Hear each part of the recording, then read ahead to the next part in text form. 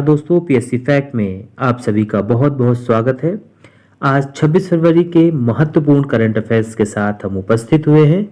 तो चलिए शुरू करते हैं। हमारा आज का पहला प्रश्न है, सीमा सुरक्षा बल बीएसएफ के कुत्ते का क्या नाम है जिसने all India police duty meet में प्रथम स्थान जीतकर इतिहास रचा? रिया। भारत की महिला बैडमिंटन टीम ने किस देश के खिलाफ बैडमिंटन एशिया टीम चैंपियनशिप 2024 का खिताब जीता? थाईलैंड। महाराष्ट्र में सबसे बड़ा प्रशिक्षण केंद्र कहाँ बनाया जाएगा? पनवेल में। हमारा अगला प्रश्न है, किस शहर में सेबी का मुख्य कार्यालय स्थित है? मुंबई में। कोलंबिया की सरकार ने किस महासागर में 316 साल पहले डूबे एक जहाज का मलबा निकालने की घोषणा की है? अटलांटिक महासागर से। 23 फरवरी को नई दिल्ली में मिस वर्ल्ड इवेंट के कौन से संस्करण की ओपनिंग सेरेमनी की गई? 71वें। किस राज्य सरकार ने राज्य में मुस्लिम मैरिज एंड डिवोर्स एक्ट 1935 को खत्म कर दिया है? असम सरकार ने। केंद्र सरकार ने सरोगेसी रेगुलेशन रूल्स 2022 के किस नियम नंबर में बदलाव किया है? तो नियम 7 में। यूएई सरकार ने भारतीय टूरिस्ट के लिए वीजा की अवधि को बढ़ाकर कितने साल कर दिया? 5 साल। प्री ऑर्डर भोजन के लिए आईआरसीटीसी ने किसके साथ साझेदारी की है? स्विगी के साथ। स्विगी एक फूड डिलीवरी ऑनलाइन प्लेटफॉर्म है। त्रिपक्षीय अभ्यास दोस्ती 16 कहाँ शुरू हुआ? मालदीव में। किस राज्य के पूर्व मुख्यमंत्री मनोहर जोशी का निधन हुआ? तो ये महाराष्ट्र के पूर्व मुख्यमंत्री रह चुके हैं। किस देश की निजी कंपनी ने चांद पर पहला कमर्शियल अंतरिक्ष यान उतारकर इतिहास रचा है? तो यह कंपनी अमेरिका की है। नरेंद्र नारायण यादव को किस राज्य की विधानसभा का उपाध्यक्ष चुना गया है? बिहार। ग्लोबल बिजनेस कॉन्क्लेव महाबिज 2024 कहाँ आयोजित हुआ? दुबई में। किसने भारत का सबसे बड़ा ड्रोन पायलट प्रशिक्षण संस्थान लॉन्च किया? आईआईटी गुवाहाटी ने।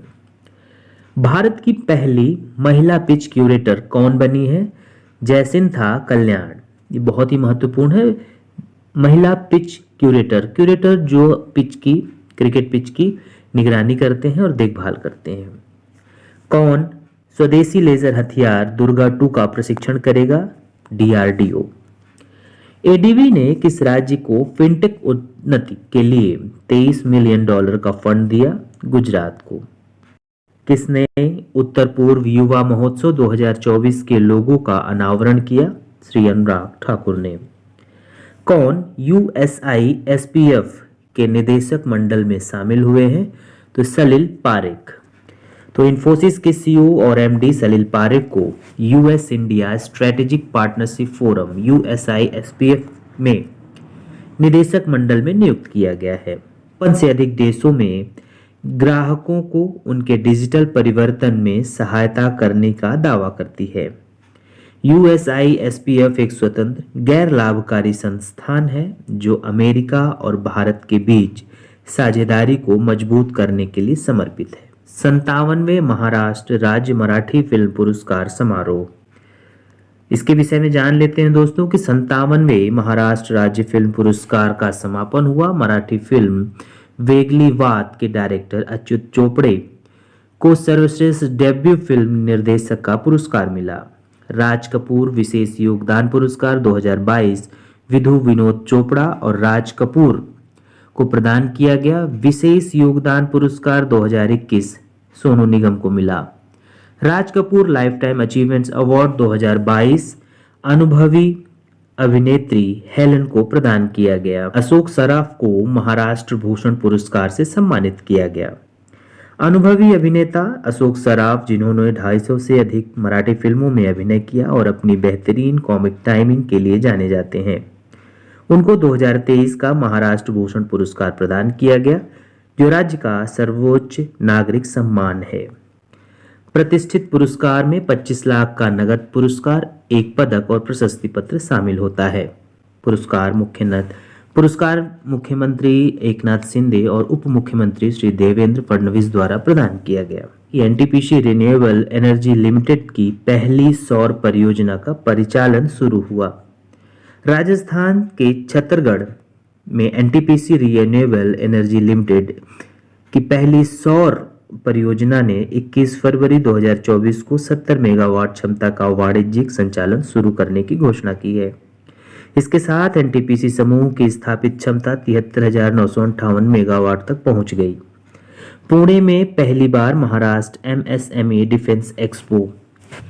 3 दिवसीय Maharashtra MSME defence expo Pune के मोसी में अंतर्राष्ट्रीय प्रदर्शनी और कन्वेंशन सेंटर में आयोजित किया जाएगा।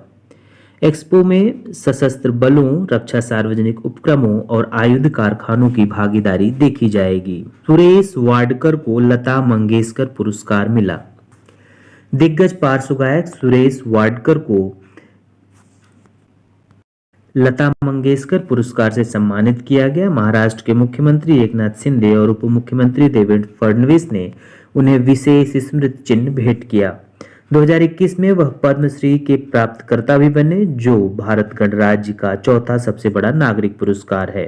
भोपाल के 2 खिलाड़ियों ने विश्व की सबसे कठिन फ्रोजन लेक मैराथन पूरी की। भोपाल के भगवान सिंह और महेश खुराना ने लेह लद्दाख में पैगोंग फ्रोजन लेक मैराथन 2024 पूरी की। 18,680 फीट की ऊंचाई पर होने वाली पैगोंग फ्रोजन लेक मैराथन को विश्व की सबसे ऊंचे फ्रोजन लेक मैराथन के रूप में जाना जाता है। मैराथन लद्दाख के एडवेंचर स्पोर्ट फाउंडेशन द्वारा केंद्र शासित प्रदेश लद्दाख के प्रशासन के सहयोग से आयोजित की गई। अगला प्रश्न है दोस्तों, भारत में दुनिया की सबसे बड़ी भंडारण योजना का उद्घाटन प्रधानमंत्री श्री नरेंद्र मोदी जी ने किया। प्रधानमंत्री श्री मोदी जी ने राजधानी के प्रगति मैदान स्थित भारत मंडपम में आयोजित एक कार्यक्रम में आज दुनिया की सबसे बड़ी अन्न भंडारण योजना का उद्घाटन किया। उन्होंने खाद्यान्न वितरण के लिए 11 राज्यों में 11 पैक्स गोदामों का शुभारंभ किया और 500 पैक्स में गोदामों के निर्माण की आधारशिला रखी। PACS का मकसद गोदामों को खाद्यान्न आपूर्ति श्रृंखला के साथ इकट्ठा करना और खाद्य सुरक्षा को मजबूत बनाना है। फरवरी 2024 में यूजीसी की श्रेणी 1 सूची में स्थान पाने वाला बिहार का पहला विश्वविद्यालय दक्षिण बिहार केंद्रीय विश्वविद्यालय बना। दोस्ती अभ्यास किस वर्ष में भारत और मालदीव के तट रक्षकों द्वारा द्विपक्षीय अभ्यास के रूप में शुरू हुआ था? श्रीलंका 2012 में इस अभ्यास में शामिल हुआ, तो यह 1991 से प्रारंभ है। फरवरी 2024 में किस देश को FATF की वित्तीय अपराध निगरानी की सूची से हटा दिया गया? UAE। कौन सा CEO हाल ही में US India strategic partnership forum USI SPF के बोर्ड में शामिल हुआ, जिससे फरवरी 24 में अमेरिका भारत तकनीकी संबंध और मजबूत हुए हैं? तो इन्फोसिस के CEO सलील पारेख। किस संगठन ने अपने सैनिकों के बच्चों को उच्च स्तरीय शिक्षा प्रदान करने के लिए बेंगलुरु संस्थान के साथ एक समझौता ज्ञापन पर हस्ताक्षर किए? SSB ने, सशस्त्र सीमा बल ने। आत्मनिर्भर भारत अभियान को बढ़ावा देने के उद्देश्य से कौन सा शहर पहली बार महाराष्ट्र MSME रक्षा एक्सपो की मेजबानी करने के लिए तैयार है? पुणे। 57वें महाराष्ट्र राज्य मराठी फिल्म पुरस्कार समारोह में सर्वश्रेष्ठ डेब्यू निर्देशक के रूप में अच्युत चोपड़े। वित्तीय वर्ष 2024-25 के लिए हरियाणा के मुख्यमंत्री मनोहर लाल खट्टर जी ने कितने बजट का प्रस्ताव रखा? 1.89 लाख करोड़ रुपए का।